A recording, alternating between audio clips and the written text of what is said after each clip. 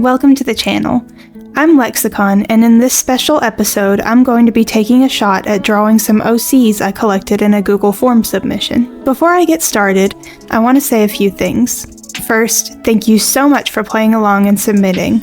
I fully intend to do more of these if this video is received favorably. Second, I want to establish some rules and expectations so we all know what we're seeing. Third, I'm going to link each of these people's socials, if applicable, in the description, so please check them out if you like their designs and want to see more. Okay, let's talk about what I did for these beautiful OCs. First of all, these are other people's designs, and I'm going to follow them as faithfully as possible. However, sometimes I had to do a little bit of artistic interpretation, so there's no guarantee that I'm going to get them accurate. So please don't be upset if they don't match exactly. I don't have full body shots for each of these characters for reference, and for a variety of reasons, a full body shot for a video like this for every single one just wouldn't be viable. Thus, to make it fair for everyone, I'm doing a bust of each one with a basic background. Third, this is not equivalent to a commission. Please don't be under the assumption that this is how a commission will go if you make one. I'm working on a commission guide right now, which I will post on Instagram and YouTube once I have it done, and those will have many more options, more invested time, and will entail back and forth conversation between you and me to make sure it goes right. This is just some harmless fun for me and my viewers, and an opportunity for some people to get a little low-stakes fan art. And that's really it, so let's get started. This first character comes to us from Crimson. His name is a Loki Acevis, and I'm so sorry because I know I butchered that. I was immediately drawn to this one by the soft color scheme and stylized eyes, and even without the agreement from everyone I asked, I knew I had to draw him. I'm going to start off by saying that, honestly, I have no idea what kind of nose he has. At first, I was convinced it was a human nose, but this seems to be some form of anthro character. There's fur all over his face, and I think the tufts on the sides are ears rather than hair. The design started to remind me a bit of Toriel from Undertale, especially with the horns, so I decided on a goat-like face and snout. I didn't keep the footage from the first attempt, but the ears gave me a little bit of pause. It was difficult to capture the exact shape of the original, but I got it to a point where I was happy with it in the second and final attempt. I had a lot of fun drawing him otherwise. There were a lot of long, flowy lines that felt nice to draw, and his eyes were very fun. I couldn't quite tell if the left eye, or his right, I suppose, was supposed to be a blank, or if that was a stylized choice meant to emphasize the 3/4 perspective. But I decided on literalism to stay as faithful to what I saw as possible. His lashes are long and downturned to give him that fluffy, ethereal look I imagine when I look at his design, and I ended up drawing his ears in sections that added to a fluffy, soft feeling. His heart imagery is also adorable, and it goes very well with the pink ombre tips and soft color palette. He seems like a gentle but somewhat serious soul, practical but casual enough to wear a big ol' hoodie. I made the curious attempt to try and shade Mr. Loki with green, of all colors, and I can't remember why. I think I was trying to expand my color selection when it comes to shading with a single tone. I usually use a single color for YouTube and other quicker illustrations instead of the varied shadow tones for a big project. But green was just a very poor choice on my part, and it ended up not looking great when I finally reintroduced the colors. So I had to do a bit of a color shift, but eventually I got them looking right, and he was back to his beautiful fluffy self. Lighting was pretty easy for him since his entire texture was just hair. I did add a little extra reflectivity in his horns and nose bridge piercings, as well as a few little shinies on his lip, but for the most part our goat man was a pretty uniform lighting pattern. He ended up looking just as soft as I had in mind, and I'm pretty proud of the end result. I think the eyes are my favorite part because of those long, swoopy, downturned lashes, which is pretty faithful to the original design that seems to prioritize the eyes as well. Duplicating the line art and blurring one of them is also a trick I learned recently to make the lines softer, and it works in his favor here. And as a final little touch, Crimson's favorite color was listed as purple, so I gave their character a nice little purple background. And with that, Loki Aceves is done. I hope you like him, and please forgive me for not being able to pronounce his name, but it's a very pretty one.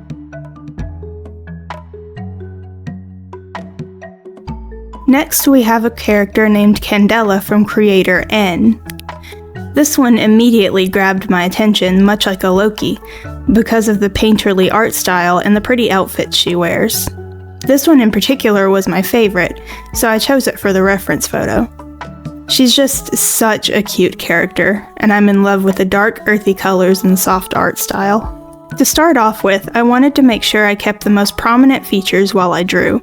Her flowy hair, youthful face shape, and large eyes were a big component of her design for me, so I made sure to draw those in first and foremost. I couldn't tell if she had pointed ears or not in any of her images, but I'm fairly certain they were round, so that's what I went with. I also don't think the flower in the original was meant to be in her hair now that I'm looking at it, but it made a nice addition anyway. Her hair was another big time sink for this one. However, what I learned from doing a Loki's ears was that it saves so much time in line art detailing to draw the big shapes of the hair first and then go back in to do the details. Which, yes, is total common sense, smooth brain deep thoughts, but it was a big realization for me, so shut up.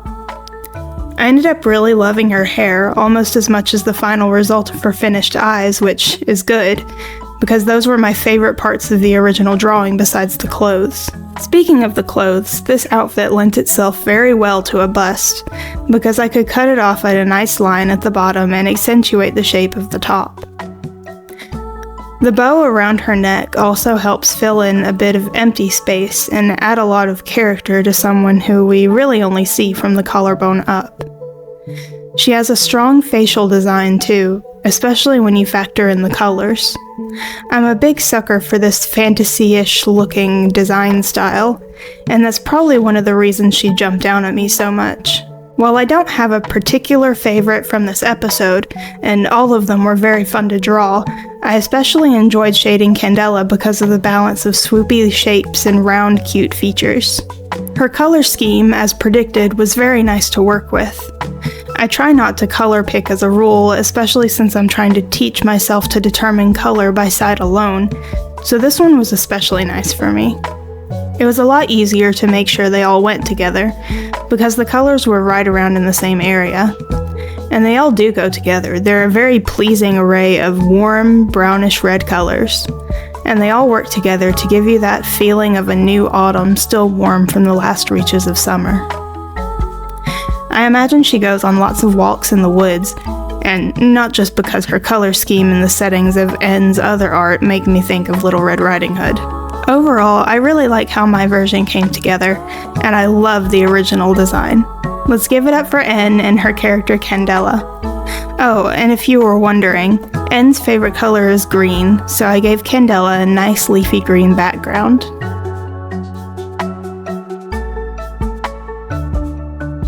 Thirdly, we have a character named Damien from creator Blue.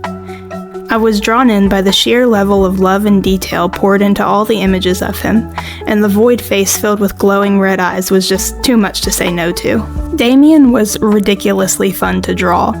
They were also the quickest of the bunch due to the lack of face, but I don't think they suffered any drop in detail or quality due to it. That's the mark of a good design for me, right along with the fact that I never stopped having fun. The swoopiness of the hair, being able to choose from an array of outfits, the scribbly void effect, and the cartoony glowing eyes were all high points. He worked really well for cast shadows, even though some of the best ones were covered by the void in the middle of his face. Speaking of their face, I wasn't quite sure how to structure it due to the highly stylized nature of the original. I took the sharp edges as a strong, angular jawline, and gave it a bit of a structured curve, which I think gives Damien the look of a young adult. That's how I imagine them to be anyway. No particular age was listed in the submission. That's why I asked for all that information instead of just taking the artwork, by the way. I wanted to make sure any vague or uncertain details didn't get lost in translation, like age, gender, etc. It reminds me of a surprise bit of art I did for someone's OC on Tumblr once, where I drew a young boy as a teenage girl, and I don't think I'll ever get over the embarrassment for that. I will point out that in this one, I forgot to add the ear piercings. I sketched them in, but for some reason, they just got forgotten in the ink layer. Very sorry about that, both because I wanted to be accurate, and because they were just genuinely a very cool element of Damien's design. The color scheme is practically the opposite of Candela's here, but it works just as well. The faded, cool colors make him feel spooky and a little bit cold, and it all works together to highlight those scary red void eyes. This is the only one that I both shaded and lit with cool tones, which I think is usually not how you're supposed to choose your colors, but it added to the atmosphere so well that I just decided to go against that. The lighting, shadows, and even bounce light are all a shade of blue or blue-gray, and the only warm or super saturated color is in the eyes. It makes them stand out and draw even more attention than they would otherwise, and they make a really cool display, especially once the glow and respective bounce light has been added. As a final touch, I gave him a blue background to match the creator's favorite color. Overall, I feel that this drawing came out really well. Everyone give a round of applause for Blue and their creation, Damien.